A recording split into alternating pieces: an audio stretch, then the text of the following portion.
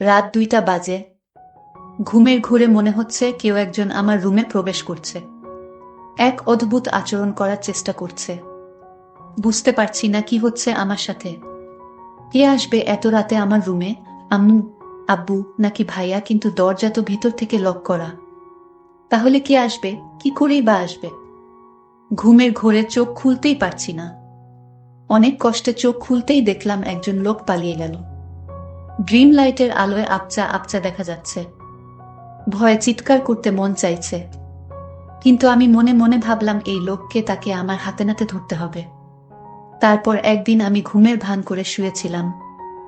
এর রহস্য জানার জন্য আসলে আমার ঘরে কে আসে এত রাতে এবং আমার সাথে কি করতে চায়, এটা আমার জানতে হবে। আর তাই এই রহস্য জানার জন্য আমি একদিন ঘুমের ভান করে শুয়ে রইলাম। তারপর আমার সাথে যা ঘটল এবং যাকে দেখতে পেলাম তা দেখে আমি জ্ঞান হারিয়ে ফেলি। সকালে দরজা খোলা নাড়া শব্দে ঘুম ভাঙল। রূপা, এই রূপা, এখনো উঠিসনি? কটা বাজে? কলেজ যাবি না?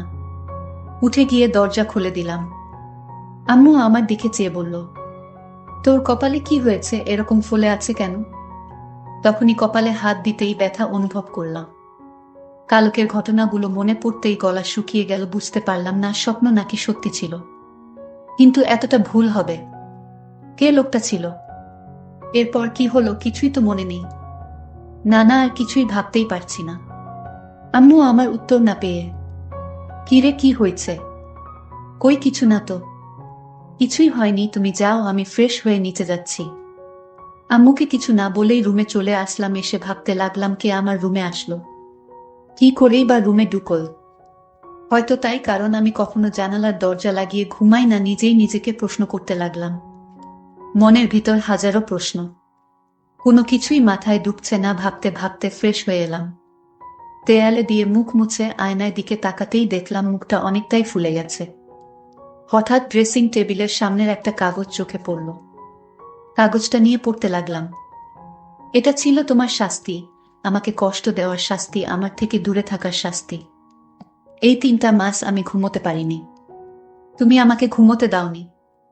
আমাকে কষ্ট দিয়ে তুমি শান্তিতে ঘুমোচ্ছ। চিঠিটা পড়ে মুখ হা হয়ে গেছে। সবকিছু যেন ঘুলিয়ে যাচ্ছে। কি হচ্ছে আমার সাথে কিছুই বুঝতে পারছি না। কে এই লোক? কি চায় আমার কাছে?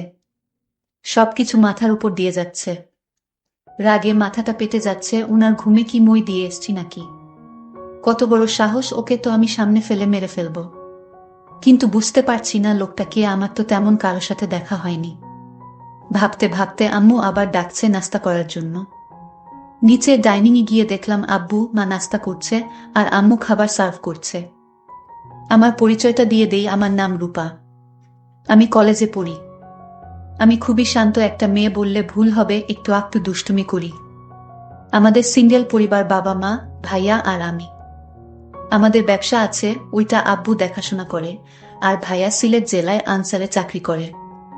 যাই হোক, গিয়ে বসলাম নাস্তা করতে। বুঝতে পারছি না ঘটনাটা সবাইকে বলবো কিনা। বললে অয়তা টেনশন করবে, থাক বলি না, হয়তো কেউ মজা করছে।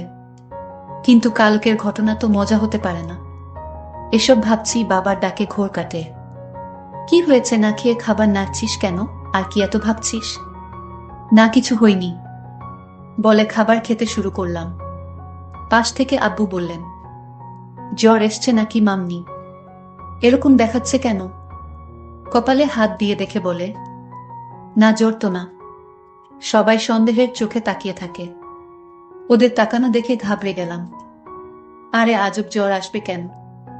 ঘুম থেকে উঠছি তো, তাই এমন দেখাচ্ছে। কথাগুলো বলে দ্রুত খেয়ে চলে আসলাম। রেডি হয়ে কলেজে চলে আসলাম। বাবা ড্রপ করে দিল। কলেজে গিয়ে আমার বেস্টু আয়শা আর রিফা এর সাথে দেখা হলো। কালকের ঘটে যাওয়া ঘটনার সবকিছু খুলে বললাম। আমার কথা শুনে হেসে বলে, হয়তো স্বপ্নে দেখেছি। কিন্তু সেই চিঠিটা আর কপাল দেখে বিশ্বাস না করার কোনো উপায় নেই। ওরাও অবাক হয়ে ভাবছে কে এই লোকটা। আয়শা খুব মনোযোগ সহকারে কয়েকবার চিঠিটা পড়ল। তারপর একটা গোয়েন্দা ভাব নিয়ে বলল, আচ্ছা রূপা, এখানে 2 মাসের কথা বলছে, মানে 2 মাস আগে তোর সাথে দেখা হয়েছে বা কিছুতে হয়েছে?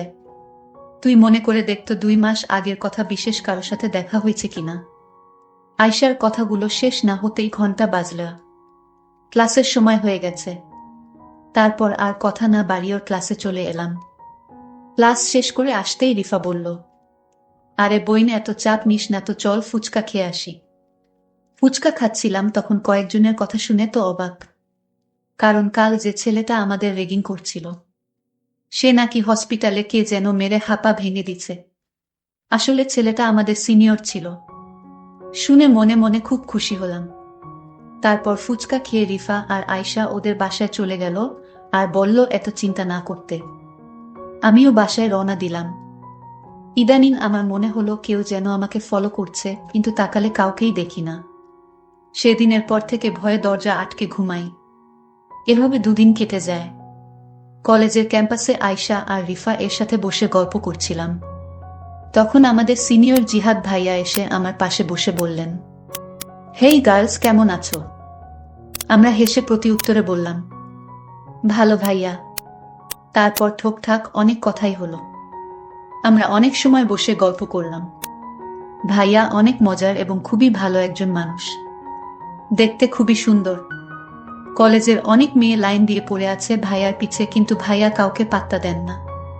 উনি ভাইয়ার ফ্রেন্ডের ভাই। ভাইয়াই বলছিল দেখে শুনে রাখতে, কিন্তু আমি তেমন কথা বলি না। রনি ভাইয়ার কথা ওনাকে বলিনি বললেই একটা ঝামেলা হবে। আমি ঝামেলা পছন্দ করি না। তারপর উনার সাথে কথা বলতে বলতে আমি উঠে বললাম, তোমরা কথা বলো, আমি একটু আসছি। বলে চলে আসলাম। রুটি খেয়ে চলে আসতে যাব, তখন কেউ একজন এসে আমায় বলল। লোকটার খুব রেগে বলল, তোমার সাহস কি করে হয় তুমি ওই ছেলের সাথে হেসে হেসে কথা বলো? আমি কিছুই বুঝতে পারলাম না। বললাম, আমি যার সাথে ইচ্ছা তার সাথে কথা বলবো, আপনার কি সমস্যা? আপনি কে বলার? সাহস তো কম না শুরু। লোকটার মুখে মাস্ক পরা, খুবই চেনা চেনা লাগছে, কিন্তু লোকটাকে চেনার কোনো উপায় নেই। লোকটি বলতে লাগলো, কেন ভয় পাচ্ছে কেন? অনেক কষ্টে তোমায় খুঁজে পেয়েছি, আর হারাতে দিব না। উনার কথা শুনে ভয় করছে, আবার রাগ ও লাগছে। আপনি এখানেও চলে আসছেন আমাকে মারতে? তার মানে সেদিন রাতে আপনি আমার রুমে এসেছিলেন আমাকে মারতে? তো না মেরে আমার সাথে দুর্ব্যবহার করার সাহস হয় কি করে হলো? বজ্জাত ছেলে। মেয়েদের দেখলেই কথা বলতে করতে মন চায়। আর করবেন নাই বা কেন? মানুষকে মেরে ফেলাই তো আপনার কাজ, এটা আর কি এমন বিষয়? তো মেরে ফেলেন আমাকে এখনই। শাহিন, এভাবে পিছু করার তো কোনো মানেই হয় না। চোখ বন্ধ করে কথাগুলো একদমে বলে ফেললাম। চোখ খুলতেই উনার চোখের দিকে তাকিয়ে আতঙ্কে উঠলাম। রাতে আমার রুমে এই লোক যায়, কিন্তু তাকে ঠিক চিনা যাচ্ছে না। কিন্তু এই লোকটিকে চেনার জন্য আমি প্রতিদিন রাতে ঘুমের ভান করে শুয়ে থাকি, কিন্তু ইদানিং আসে না। আপনাদের 2 মাস আগের কিছু কথা শেয়ার করে নেই, তা না হলে আপনার কিছুই বুঝবেন না। 2 মাস আগে কলেজ ট্যুরে 2 দিনের জন্য সিলেট গিয়েছিলাম। ওইখানে গিয়ে প্রথম দিন ভালোই কাটে, কিন্তু বিপত্তি ঘটল। দ্বিতীয় দিন সবাই পাহাড় ঘুরে ঘুরে দেখছে। আমি, আয়শা, রিফা আমরা গল্প করছি আর ঘুরছি। তখন আয়শা আর রিফা ছবি তুলতে ব্যস্ত। পাহাড়ে ঘুরতে ঘুরতে এক পর্যায়ে ওদের থেকে অনেক দূরে চলে আসি। একটা জায়গায় আসতেই যা দেখলাম তাতে আমি অবাক হয়ে হাঁ করে তাকিয়ে থাকলাম। একটা ছেলে হাতে বন্দুক তাক করে আছে, সামনে একটা হাত বাঁধা লোকের দিকে। ছেলেটার সাথে আরো অনেক ছেলে, তাদের হাতে দা ইত্যাদি। এসব দেখে ঘাবড়ে যায়। ছেলেটা একটা লোককে মারল চোখের সামনে। এমন ভয়ঙ্কর দৃশ্য দেখে জোরে চিৎকার দিয়ে উঠি। তাতে লোকগুলো আমায় দেখতে পেয়ে যায়। কিছু না ভেবেই ভয়ে দৌড় শুরু করি। ওই ছেলেটি বাকি ছেলেগুলোকে বলা কথা কানে বাজল, লাশটা পুঁতে ফেল, মেয়েটাকে আমি দেখছি। বলে বন্দুকটা কোমরে গুজে আমার পিছনে ছুটতে লাগলো আর বলল, এই মেয়ে দাঁড়াও বলছি, দাঁড়াও। কিন্তু এই লোকটাই আমার ঘরে রাতে ঢুকতো, আপনাদের বলে রাখি। কিন্তু এই লোকটাকে, এটা আমি এখনো জানতে পারিনি। কিছুটা আন্দাজ করতে পারলাম তার ছায়াটা দেখে। আমার মনে হলো এই লোকটাই আমার রুমে আসতো, কারণ তার ছায়া আমার দৃষ্টিতে বেঁধে গেছে। আমি আয়শাকে বললাম, এই যে লোকটিকে দেখতে পাচ্ছিস, এই লোকটার মতোই আমি যাকে আমার রুমে দেখতে পেয়েছিলাম। তুই এটা বুঝলি কি করে? ওর ছায়াটা আমি দেখতে পাই হালকা আলোতে। এই লোকটাই হবে। বলে রাখা ভালো, আমার বড় ভাই ব্যাটালিয়নে চাকরি করে সিলেট জেলায়। আমার আর যে লোকটা অন্য একটা লোককে মেরেছিল সে আর কেউ না, সে হচ্ছে আমার বড় ভাই। কিন্তু সে আমাকে দেখতে পায় না ভালো করে, আমাকে চিনতেও পারল না। আমি ঠিকই তখন চিনে ফেলি। আমি মনে মনে ভাবলাম আমার বড় ভাইয়া এমন পাষাণ হয়ে গেছে যে কিনা মানুষ হত্যা করে। আমি এই কথা ভাবতেই আমার খুব খারাপ লাগলো এবং ভাইয়ার প্রতি ঘৃণার জন্ম নিল। এসব চাকরি যারা করে তারা নাকি পাষাণ হয়ে যায়, আমার ভাবতেই অবাক লাগছে। যাই হোক, আমরা একদিন ট্যুরে ঘোরাফেরা করে বাড়িতে চলে আসলাম। আমি কিছুতেই ভাইয়ার মানুষ মারার দৃশ্যটা ভুলতে পারছি না। এসব ভাবতে ভাবতে ঘুমিয়ে পড়লাম। হঠাৎ আমার রুমে পায়ের আওয়াজ শুনতে পেলাম। আমার কপালে কে যেন হাত রাখল। 2 দিন ট্যুরে থাকায় তেমন একটা ঘুম হয়নি আমার, আর তাই বেহুশের মতো ঘুমাচ্ছিলাম। তাই কিছু বলতে পারিনি। হঠাৎ যখন অনুভব করলাম আমার রুমে কেউ এসেছে, তখন চোখ খুলে দেখি কেউ নেই, কিন্তু পায়ের চিহ্ন রয়ে গেছে ঘরে। পায়ের চিহ্নটা আমার খুব পরিচিত মনে হলো। আমার মনে হলো সে আমার পরিবারের যে কেউ হতে পারে, কিন্তু কে সে এটা এখন পর্যন্ত জানতে পারলাম না। আমি এই কারণে শান্তিতে ঘুমাতে পারি না। এটা কি আমি স্বপ্ন দেখি নাকি বাস্তব তাও বুঝতে পারছি না।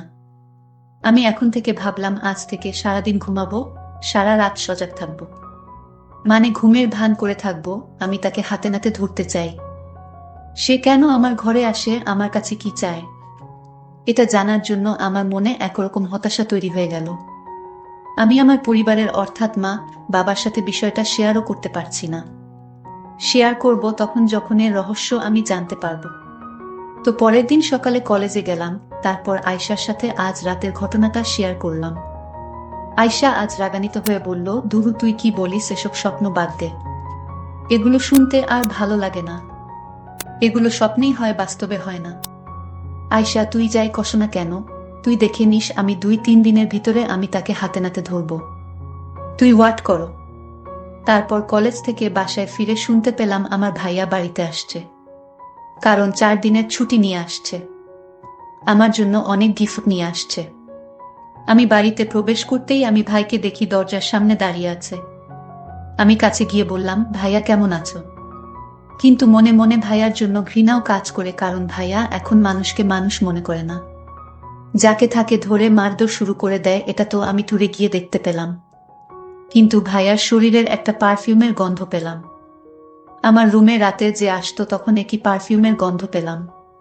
আমার যেন ভাইয়াকে সন্দেহ হতে লাগলো। কিন্তু ভাইয়া আমার ঘরে কেন আসবে? আবারও মনকে প্রস্তুত করলাম, রাতে ঘুমাবো না।